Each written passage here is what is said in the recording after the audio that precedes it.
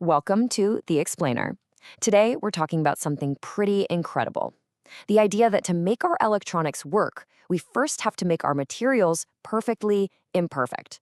We're diving into the atomic engineering that powers literally everything. So let's kick things off with a fact that might surprise you. In the world of semiconductors, perfection is actually a huge problem. I mean, look at this. A perfectly pure silicon crystal, what we call an intrinsic semiconductor, is basically useless for building electronics.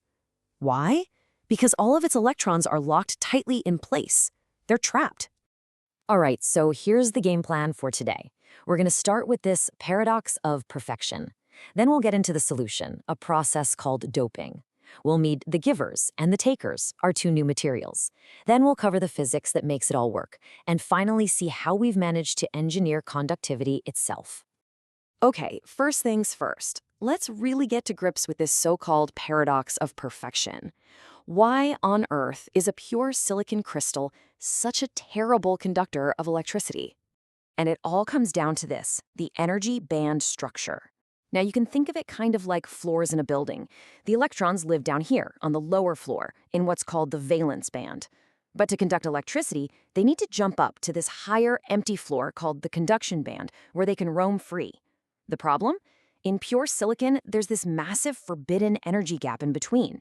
It's like asking them to jump over a skyscraper. It just takes way too much energy. So if a perfect crystal is the problem, what's the solution? Well, we have to deliberately introduce some carefully chosen imperfections. And that brings us to this really elegant idea called the art of doping. And this process, doping, is just an incredible piece of atomic-level engineering. We're talking about intentionally adding a desirable impurity into the crystal. And the scale here is just mind-boggling. We're often adding just one special atom for every million silicon atoms.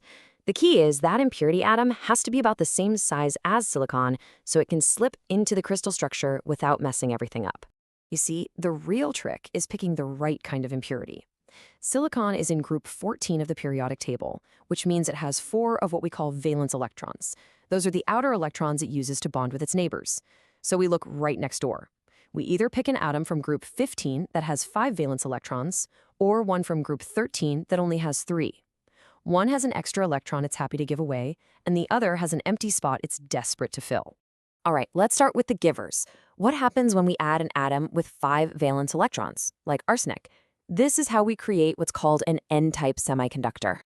So picture this. An arsenic atom takes the place of a silicon atom in the crystal. 4 of its 5 outer electrons get busy right away, forming perfect bonds with the 4 silicon neighbors. But what about that 5th electron? It's the odd one out. It's not needed for bonding, so it's just kind of hanging around, very weakly attached to its parent atom. It's basically free, a free charge carrier ready to move. And here's where things get really, really clever from an energy perspective. That extra electron from our donor atom creates a brand new, allowable energy level called the donor level. And look where it is. It's sitting just below the conduction band. So now, instead of that massive skyscraper jump, the electron only needs to take a tiny little hop. We're talking about 20 times less energy to break free. It's like we've installed an express elevator right to the conduction floor. So what's the bottom line here? By adding these giver atoms, we've totally flooded the material with free electrons.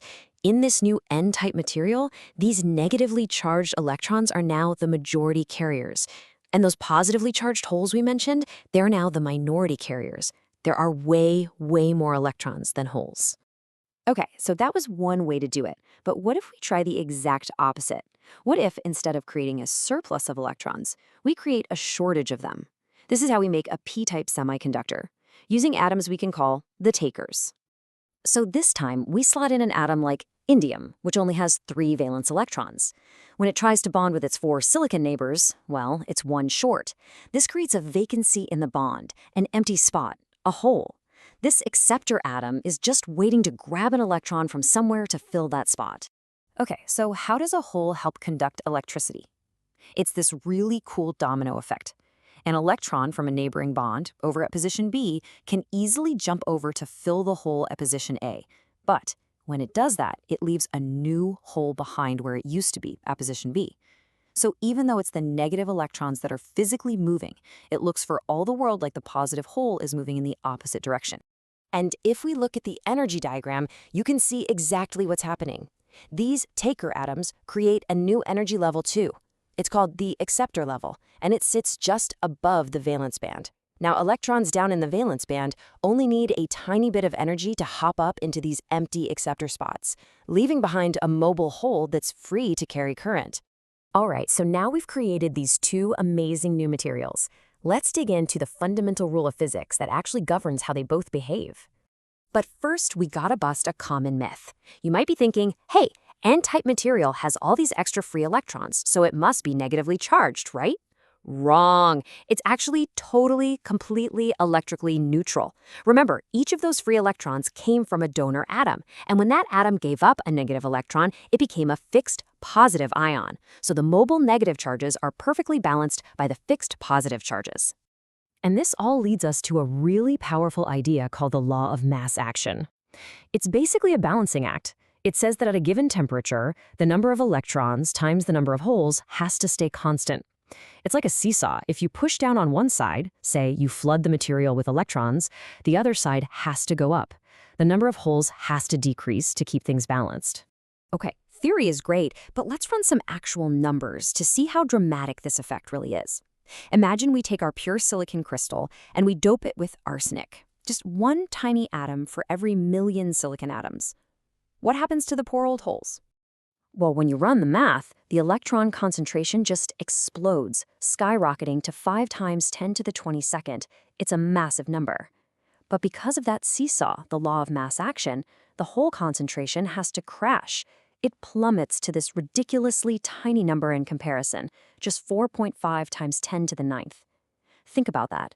With one simple change, we have completely flipped the script on this material's electrical properties.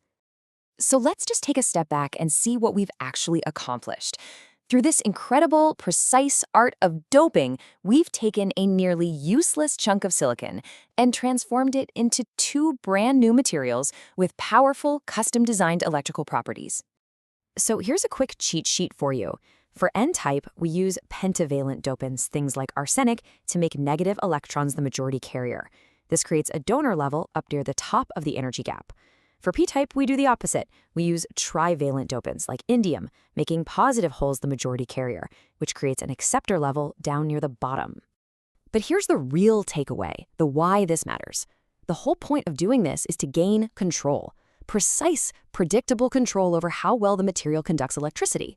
It's no longer at the mercy of temperature changes. And that stability, that reliability, is exactly what you need to build electronic devices that work the same way every single time. We have truly engineered a better material. And this right here, this ability to create one material with too many electrons and another with too few, is the bedrock of, well, everything. Diodes, transistors, computer chips, the whole shebang. It all starts here. Which leads us to the big, juicy question. What happens if you take a piece of N-type material and stick it right next to a piece of P-type material? Well, that's a story for next time.